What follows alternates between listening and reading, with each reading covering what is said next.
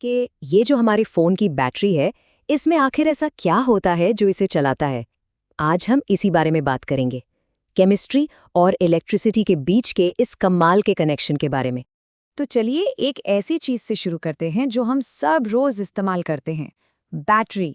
सवाल सीधा सा है, ये असल में काम करती कैसे है? इस सवाल का जवाब ढूंढने के लिए हम इन कुछ हिस्सों से गुजरेंगे।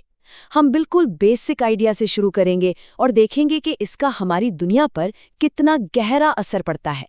ठीक है, तो चलिए शुरू करते हैं सेक्शन 1 से और समझते हैं उस मौलिक विचार को जो इस सब की जड़ में है। तो ये सब आता है इलेक्ट्रोकेमिस्ट्री के अंदर। देखिए, ये एक ऐसा विज्ञान है जो दो तरफा काम करता है। एक तरफ ये केमिकल रिएक्शन से निकलने वाली एनर्जी से बिजली बनाता है और दूसरी तरफ ये बिजली का इस्तेमाल करके ऐसे केमिकल बदलाव करता है जो अपने आप नहीं हो सकते। मतलब सीधा सा कॉन्सेप्ट है, केमिकल रिएक्शन से बिजली पैदा की जा सकती है और ठीक इसका उल्टा बिजली का इस्तेमाल करके ऐसे केमिकल रिएक्शंस करवाए जा सकते हैं जो खुद ब खुद नहीं होते। चलिए देखते हैं कैसे। चलिए अब देखते हैं कि वो रिएक्शंस जो अपने आप होना चाहते हैं, उनसे हम बिजली जैसा कोई काम कैसे करवा सकते हैं। और यहीं पर आता है गैल्वेनिक सेल, या जिसे वोल्टेक सेल भी कहते हैं। असल में यही वो इंजन है जो हमारी बैटरियों को पावर देता है, और इसका सबसे बढ़िया उदाहरण है डैनियल सेल। इस क्लासिक सेटअप में जिंक और कॉपर आयनों के बीच एक रिएक्शन होता है जो अपने आप होता है, और इसी से 1.1 वोल्ट की बिजली पैदा होती है। सोचिए, एक तरफ जिंक की रॉड है, दूसरी तरफ कॉपर की। दोनों अपने अपने सॉल्ट सोल्यूशन में डूबे हैं और बस केमिस्ट्री अपना काम शुरू कर देती है। यहाँ जो पूरा रिएक्शन है वो असल में दो हिस्सों में बंटा हुआ है। एनोड पर जो नेगेटिव एंड है, वहाँ जिंक अपने इलेक्ट्रॉन खो देता है।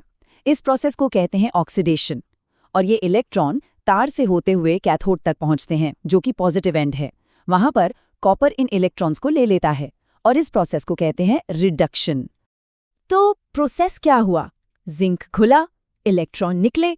ये इलेक्ट्रॉन तार से होते हुए कैथोड तक पहुंचे और वहां कॉपर आयंस ने इन इलेक्ट्रॉन्स को पकड़ लिया और ठोस कॉपर बनकर जमा हो गए।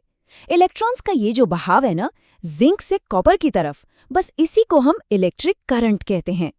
तो ठीक है, हमने ये तो देख लिया कि एनर्जी कैसे मिलती है, लेकिन जरा सोचिए, क्या होगा अगर हम बाहर से एनर्जी देकर इस प्रोसेस को उलटने की कोशिश करें? सवाल ये है कि अगर एक रिएक्शन खुद ब खुद 1.1 वोल्ट बना रहा है, तो क्या होगा अगर हम बाहर से उससे भी ज्यादा ताकतवर वोल्टेज लगा दें? और यही सवाल हमें दूसरे तरह के सेल तक ले जाता है, इलेक्ट्रोलिटिक सेल। जब हम सेल के नेचुरल वोल्टेज से ज्यादा वोल्टेज बाहर से लगाते हैं ना, तो हम केमिकल रिएक्शन को जबरदस्ती उल्टी दिशा में चला सकते हैं। तो अब दोनों में फर्क साफ है। गैल्वेनिक सेल, जैसे कि बैटरी, अपने आप होने वाले रिएक्शन से बिजली बनाता है, मतलब केमिकल एनर्जी को इलेक्ट्रिकल एनर्जी में बदलता है। और इलेक्ट्रोलिटिक सेल वो बिजली का इस्तेमाल करके एक ऐसा रिएक्शन करवाता है जो अपने आप नहीं होता, मतलब इलेक्ट्रिकल को केमिकल एनर्जी में बदलता है। ये दोनों समझिए एक दूसरे की मिरर इमेज हैं। अब ये सब कुछ अंदाजे से नहीं होता। हम बड़ी सटीकता से ये माप सकते हैं कि कौन सा रिएक्शन कितना होना चाहता है, और इसे मापने के लिए होता है इलेक्ट्रोड पोटेंशियल। इसे आप इलेक्ट्रॉन्स को खींचने की ताकत समझ सकते हैं। लेकिन एक दिक्कत है, हम किसी एक इलेक्ट्रोड की ताकत अकेले नहीं नाप सकते। हम हमेशा दो के बीच का अंतर ही नाप पाते हैं। तो इस प्रॉब्लम का सॉल्यूशन क्या है?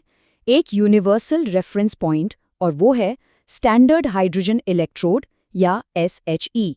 और वैज्ञानिकों ने तय किया कि इस स्टैंडर्ड हाइड्रोजन इलेक्ट्रोड का पोटेंशियल हर टेम्परेचर पर ठीक 0 माना जाएगा, 0.00 वोल्ट्स। ये 0 इलेक्ट्रोकेमिस्ट्री के लिए समुद्र तल या सी लेवल जैसा है। अब हम किसी भी दूसरे इलेक्ट्रोड की ऊंचाई, यानी उसका पोटेंशियल, इसके मुकाबले नाप सकते हैं। अब इस टेबल को देखिए। फ्लोरीन का पोटेंशियल है +2.87 वोल्ट। ये बहुत ज़्यादा पॉजिटिव है, मतलब ये इलेक्ट्रॉन्स को बहुत जोर से अपनी तरफ खींचता है। ये सबसे मजबूत ऑक्सीडाइजिंग एजेंट है। वहीं दूसरी तरफ लिथियम को देखिए, -3.05 वोल्ट। ये इतना नेगेटिव है कि ये अपने इलेक्ट्रॉन बहुत आसानी से दे देता है। ये सबसे मजबूत रिड्यूसिंग एजेंट है।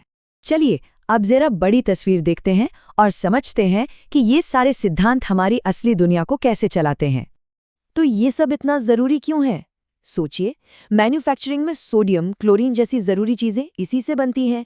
एनर्जी में हमारी सारी बैटरियां और फ्यूल सेल इसी सिद्धांत पर काम करते हैं। टेक्नोलॉजी में, यहाँ तक कि बायोलॉजी में भी, हमारे शरीर में नर्व सेल्स जो एक दूसरे को सिग्नल भेजते हैं ना, उसका आधार भी यही इलेक्ट्रोकेमिस्ट्री है। तो जब एनर्जी और केमिस्ट्री इतनी गहरे तौर पर एक दूसरे से जुड़े हुए हैं, तो सोचने वाली बात यह है कि भविष्य में ये दोनों मिलकर और किन चीज़ों को पावर देंगे।